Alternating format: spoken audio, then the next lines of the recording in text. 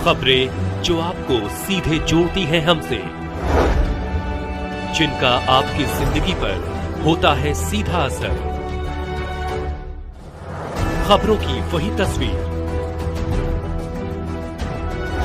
बिना बदले बिना डरे, जज्बा सच का लिए, सच दिखाते हैं।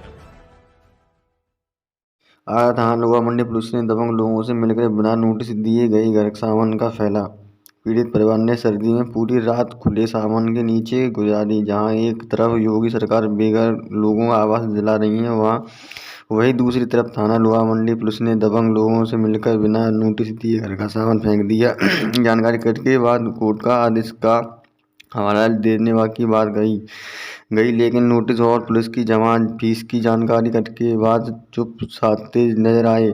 लोहा मंडी इंचार्ज पीड़ित परिवार का कहना है कि 150 साल से इसी मकान में रह रहे थे। पहले किराए पर थे, लेकिन अब मकान मालिक खत्म होने के बाद कोई किराया नहीं लेने आया, इसलिए हमने किराया देना बंद कर दिया। इसी मकान में किराए पर रह रहे दबंग पहरेदार ने पुलिस से सांठ-गांठ करके हमें बेघर कर दिया। पीड़ित परिवार ने सर्दी में पूरी रात खुले में आसमान के नीचे गुजारी। पीड़ित परिवार का आरोप है कि थाने की पुलिस ने महिलाओं से बदतमीजी की और जबरन सामान घर से बाहर ताला लगा दिया। पीड़ित परिवार का रो कर बुरा हाल है। योगी सरकार से अपने रहने के लिए छत की गुहार लगा रहे हैं। हालांकि शहर में ऐसे तमाम मामले हैं जहां कोर्ट से कब्जा दिलाने से आदेश हुए हैं कि उन्हें आगरा पुलिस खाली नहीं करा सकती, लेकिन इन हरियाली के चश्मे पीड़ित परिवार को बेघर कर दिया। यहाँ पूरी मामला थाना लोहा मंडी क्षेत्र में अंतर्गत आलमगंज का बताया जा रहा है कि पीड़ित परिवार स्वयं पुलिस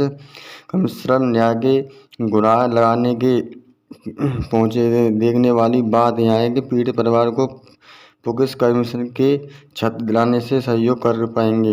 आगरा से संजय गोस्वामी की रिपोर्ट।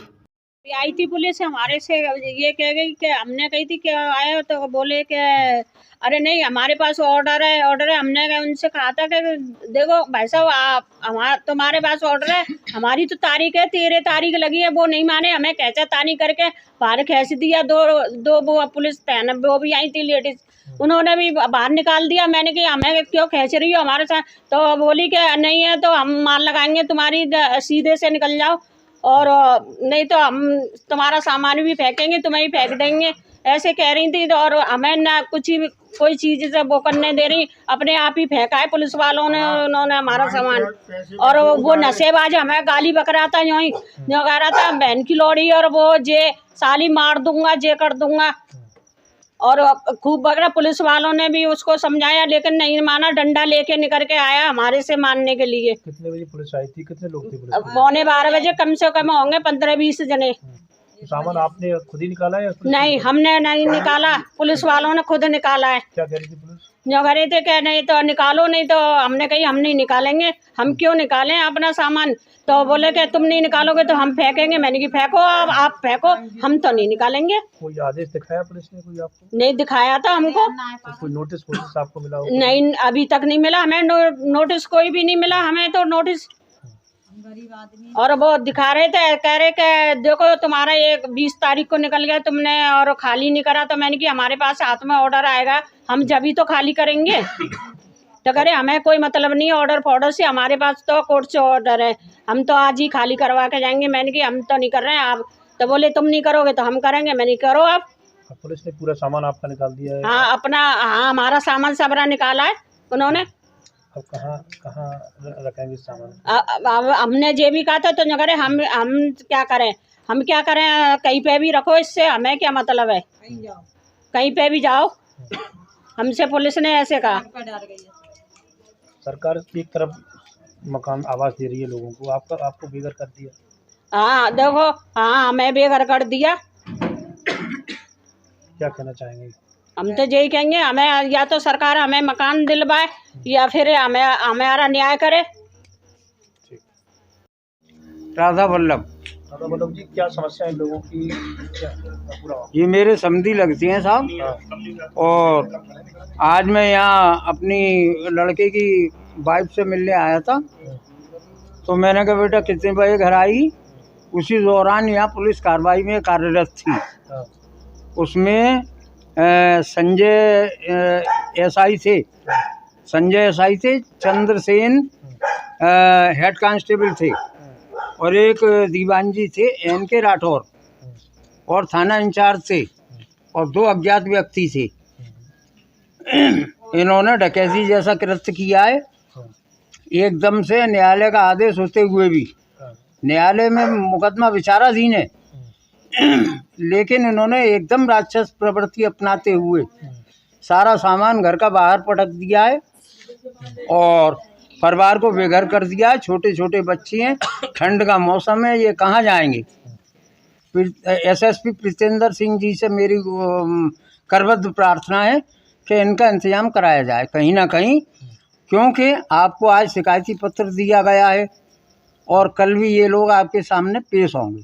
आपके सामने पुलिस आई तो आपने बातचीत की हो तो क्या कह रहे थे? बातचीत की, हमारे पास उन्होंने कहा कि हमारे पास न्यायालय का आदेश है। हमने कहा ताज़ा क्वेरी हमारे पास है, 13 तक मुकदमा विचाराधीन है। आपने वो आदेश पढ़ा था मुझे? नहीं, मैंने कोई आदेश नहीं पढ़ा, ना मुझे कोई दिखाया गया। कोई नोटिस दिया गया हो पहले कभी? कोई नोटिस नहीं दिया गया, विधिवत कंप्लायंस नहीं है और कानून का हनन किया गया है। कौन लोग हैं जो पुलिस के साथ सहयोग कर रही है इनका?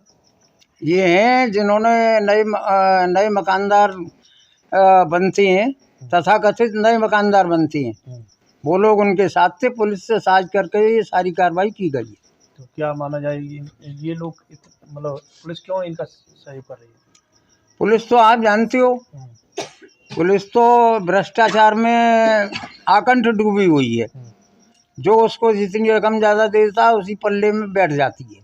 इनका कोई और भी व्यक्ति सहयोग कर रहा है? कोई अन्य व्यक्ति कोई? नहीं, मैं समझता हूँ और कोई अन्य व्यक्ति सहयोग नहीं कर रहा है, सिर्फ पैसा सहयोग कर रहा है।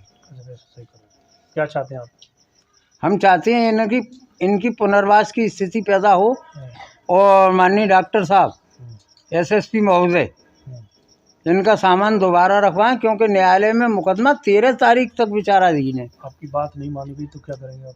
नहीं मानी गई तो हम इन पे कंटेम्प्ट का मुकदमा करेंगे, लोहा मंडी थाना इंचार्ज पे और 6 पुलिस कर्मियों पे।